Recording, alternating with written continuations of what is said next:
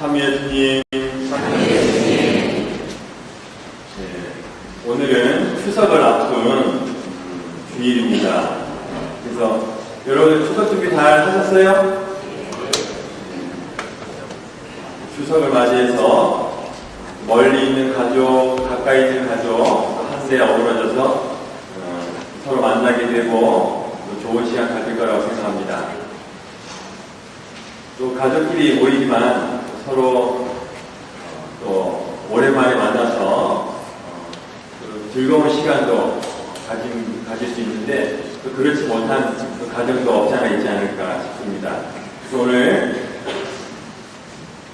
복음 말씀에 또 추석을 앞둔 우리에게 들려주시는 바로 용서에 관한 비유 말씀입니다. 먼저 우리 함께 어울려 살아가는 공동체에는 어느 공동체이든지 구성원 서로 간의 갈등을 겪게 됩니다. 역시 베드로를 포함한 제자 공동체도 그렇고 초대교회 신자들 공동체도 그렇고 또 지금 살아가는 우리가 속한 공동체도 그렇습니다. 이런 갈등의 순간을 만났을 때 어떻게 행동해야 하는지에 대한 문제가 늘 고민입니다.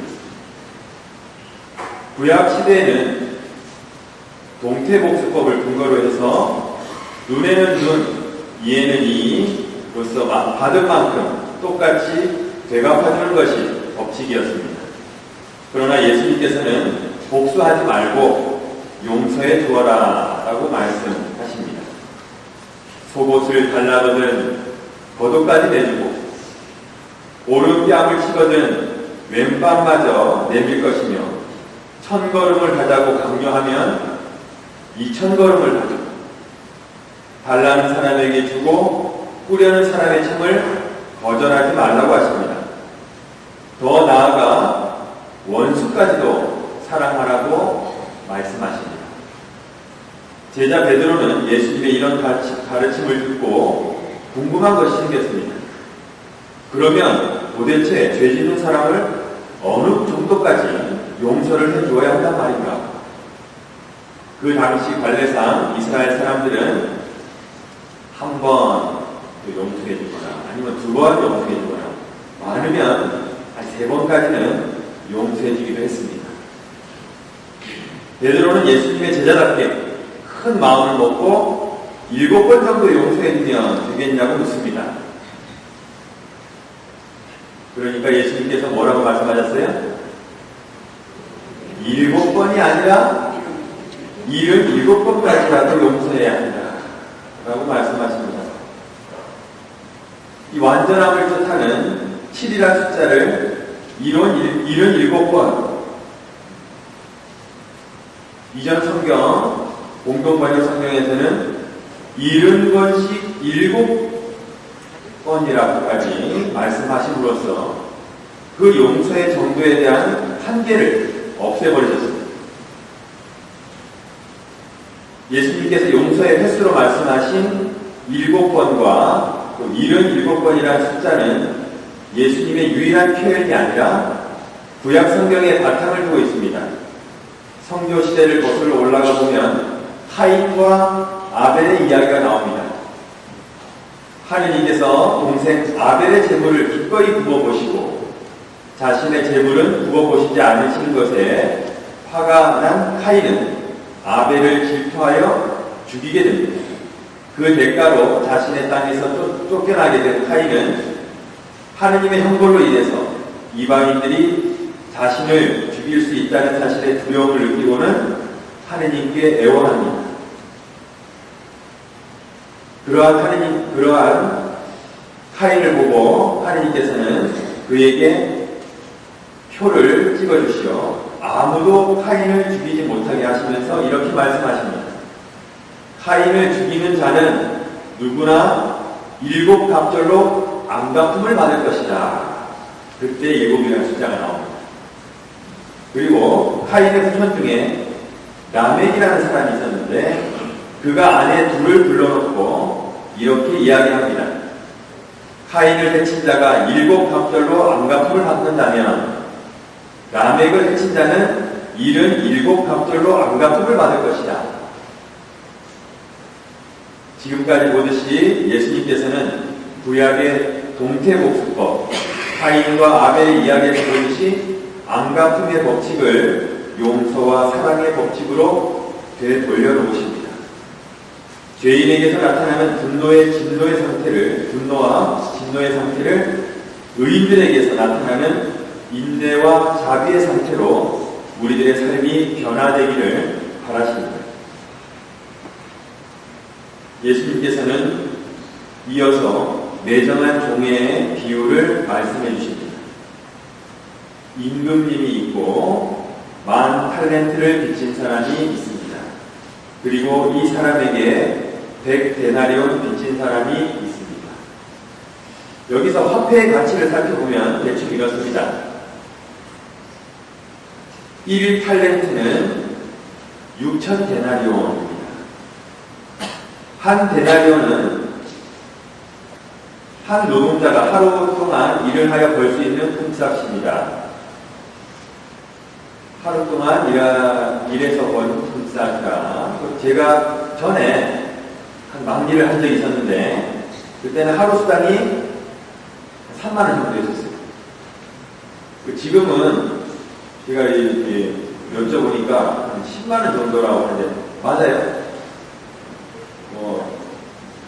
일하는 곳곳에 따라서 다 틀릴 수 있겠지만 그래서 한 데나리온을 지금 하루 품삯으로 매김해보면 한 10만 원이라고 했을 때 1달란트에 해당되는 6,000데나리온이면 얼마 될까요? 한 데나리온에 10만 원, 6,000데나리온이면 예산이 빨리빨리 안 되죠. 한 6억 정도 됩니다. 6억. 만 원이면, 한 데나리온이 만 원이면 6,000데나리온은 6천만 원. 근데 10만 원이기 때문에 돈이 하나 붙어서 6억 원. 그러면 6억 원 정도 되는 이게 1달란트예요. 그러면 임금에게 빚진 사람은 10,000달란트 빚졌다고 했어요. 그러면 곱하기 10,000 얼마 정도 됩니까? 6조 정도 됩니다. 6조. 10,000달란트는 지금의 한 6조 정도 되는 어마어마한 액수라고 할 수 있습니다. 그 당시 상상할 수도 없는 돈을 빌려줄 정도의 부를 갖춘 임금은 대단한 권력을 지닌 임금이라는 것을 알 수 있습니다.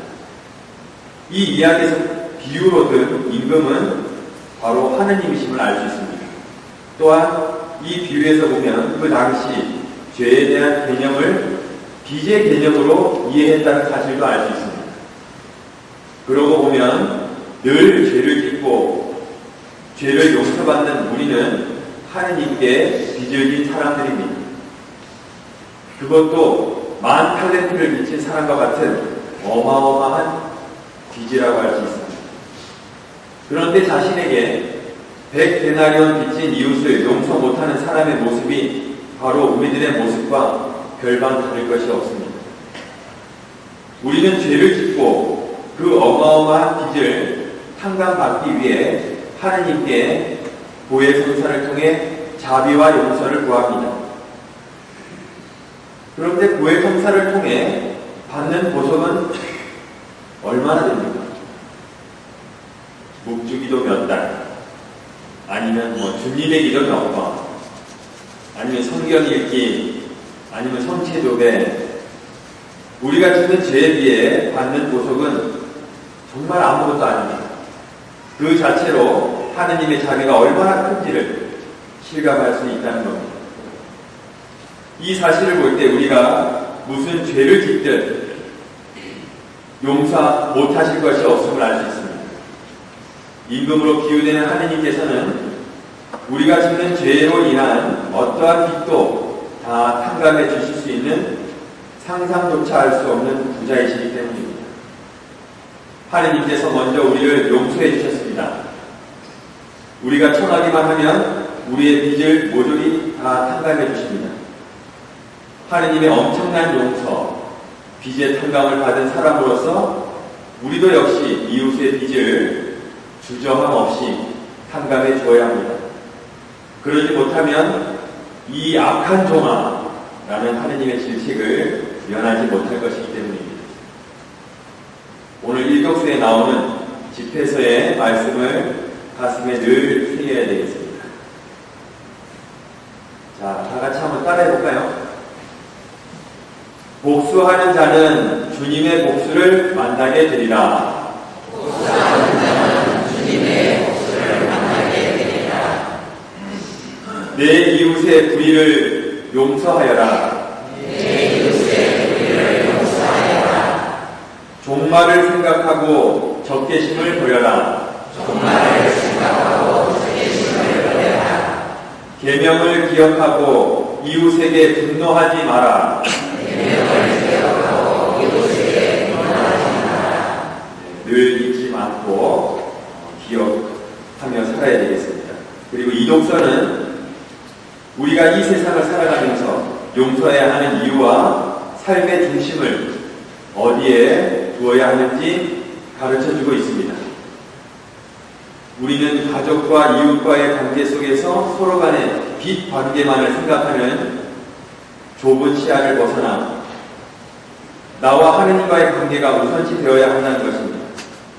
하느님과 나와의 관계를 잘 이해할 때 올바르게 이웃에게 다가갈 수 있습니다. 우리는 먼저 하느님께 엄청난 빚을 진 사람들입니다. 이 사실을 늘 기억해야 하겠습니다. 그러나 하느님은 자비롭고 너그러우시며 분노에 더디시나 자애는 넘치시는 분이십니다. 아멘.